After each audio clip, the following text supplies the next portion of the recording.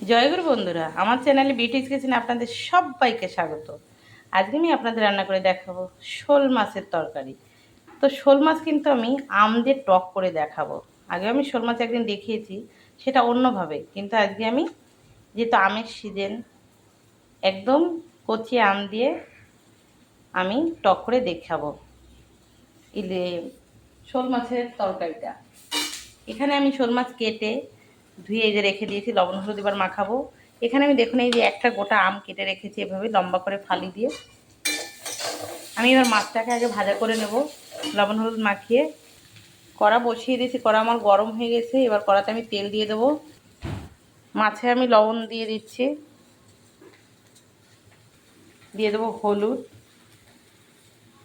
দিয়ে মাছটাকে এবার আমি সুন্দর করে মাখাবো। কড়াতে আমি তেল দিয়ে দিচ্ছি মাছ ভাজার জন্য, তেলটা একটু বেশি করেই দিলাম। আমি মাছ দিয়েছি, তেল গরম হয়ে গেছে। এভাবে সব মাছগুলো একটা একটা করে দিয়ে দেবো। দেখুন বন্ধুরা, আমার মাছ ভাজা কিন্তু হয়ে গেছে, আমি নামিয়ে নিচ্ছি। এভাবে কিন্তু লাল লাল করে একটু ভাজবেন শোল মাছটা। খুব কড়াও ভাজা হবে না, খুব নরমও ভাজা হবে না, তবেই কিন্তু মাছের সাথে স্বাদ হবে। মাছ ভাজা হয়ে গেছে, নামিয়ে নিয়েছি। মাছ ভাজাতে তেল আছে, তেলের ভেতরে আমি ফোড়ন দেবো। দিয়ে দেবো আমি শুকনো লঙ্কা, দুটো তিনটে শুকনো লঙ্কা ভেঙে মাঝখানে আমি দিয়ে দিচ্ছি। দিয়ে দেবো আমি সর্ষে ফোড়নে আজকে আম দিয়ে মাছের টক করবো। সামান্য সর্ষে ফোড়ন দিয়ে দিলাম। লঙ্কা এবং সর্ষে একটু ভাজা ভাজা হয়ে গেছে, এখন লাল হয়ে গেছে। আমি এবার দিয়ে দেবো আম, কেটে রাখা ধুয়ে আমটা দিয়ে দেবো। এই যে আম, এই আমটাকে আমি এবার দিয়ে দেবো। দিয়ে দিচ্ছি আমগুলো তেলে পরে একটু নেড়ে চেড়ে আমি দিয়ে দেবো লবণ হলুদ। আমি দেবো লবণ, আন্দাজ মতো লবণ দেবেন।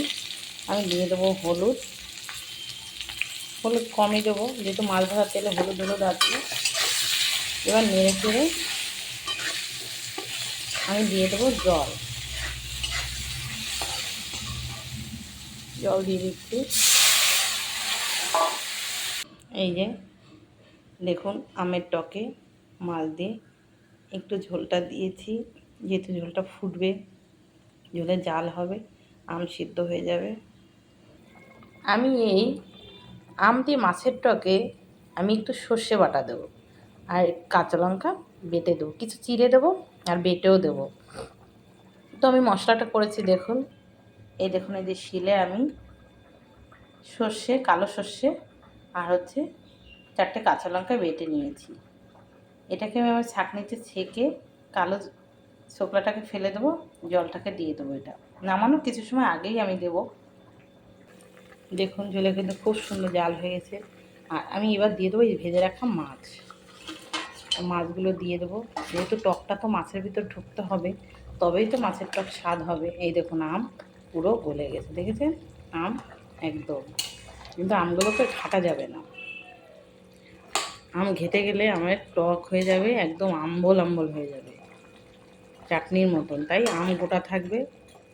এবার মাছগুলো দিয়ে দিলাম, দেখুন মাছগুলো একটু জাল হবে, আমি দিয়ে দেবো যে সর্ষেটা আমি বেটেছি। এই দেখুন চেকে রেখে দেখেছেন কি সুন্দর একদম। এটাকে আমি এবার দিয়ে দেবো, একটু চিবড়া দিইনি, দেখুন পুরো ঢাকনাগুলো আমি ফেলে দিয়েছি। চা চাকনিতে করে এভাবে নেবেন। এবার আমি একটু কাঁচা লঙ্কা চিড়ে দেবো, কাঁচা লঙ্কাগুলো চিড়ে আমি দিয়ে দিয়েছি। এই দেখুন আদা খালি করে, এই যে এভাবে কিন্তু ছাঁকনিতে দিয়ে এভাবে ছেঁকে নেবেন। কিন্তু দেখেছেন পুরো ছাঁকনাটা একদম বেরিয়ে গেল কালোটা, মনেই হলো না আমি সর্ষে বাটা দিয়েছি। হয়ে এসছে দেখুন। আমি এবার একটু সামান্য পরিমাণে কাঁচা তেল উপর থেকে দিয়ে দেবো, একটু কাঁচা তেল এই যে দিয়ে দেবো। দেখুন এই যে একটু কাঁচা তেল দিলে এটা স্বাদ একটু অন্যরকম লাগে, সর্ষে ইলিশের মতো। এবার নেড়ে চেড়ে দেবো, দিয়ে এবার আমি নামিয়ে নেব। আমার আম দিয়ে শোল মাছের টক হয়ে গেছে। দেখুন বন্ধুরা, আমার শোল মাছ দিয়ে মাছের টক হয়ে গেছে, আম দিয়ে শোল দিয়ে। এভাবে কিন্তু শোল মাছ দিয়ে মাছের টক করে খেয়ে দেখবেন, খেতে ভীষণ ভালো লাগে। মনে হচ্ছে এই দিয়ে এক থালা ভাত খাওয়া যাবে। তো আমার এই রেসিপিটা যদি ভালো লেগে থাকে তাহলে please please please like, share, comment করতে কিন্তু ভুল করবেন না। সাবস্ক্রাইবটা করে দেবেন। জয় গুরু।